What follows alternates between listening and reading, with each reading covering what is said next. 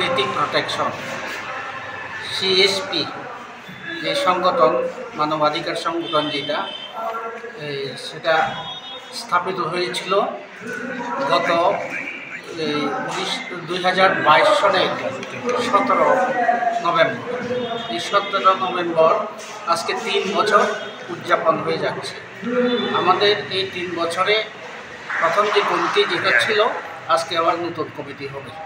সেই উপলক্ষে এই প্রতিষ্ঠা দিনটাকেই আমরা প্রতিপালনের জন্য এই সভার আয়োজন করেছি।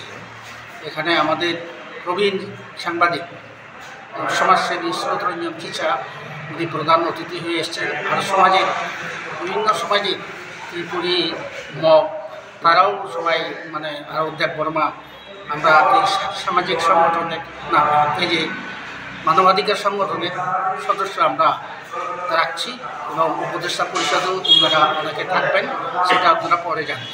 আপনাদের মূলত দাবিগুলি কী থাকে, কী নিয়ে আপনারা কাজ করবেন? দাবিগুলি মানবাধিকারের উপরে পার্বত্য চট্টগ্রামে যে মানবাধিকার খর্ব হচ্ছে সেটার প্রতিবাদেই এই সংগঠনটা। আর তাছাড়া অন্যান্য জায়গাতেও যে মানবাধিকার লঙ্ঘন হয় সেটাও আমরা প্রতিবাদ করব, কিন্তু মেইনলি পার্বত্য চট্টগ্রামের বিষয়টাই আমার আলোচ্য বিষয়। এখানে 24 জনের 25 জনের কমিটি হবে, তার মধ্যে 9 জন কার্যকরী কমিটি।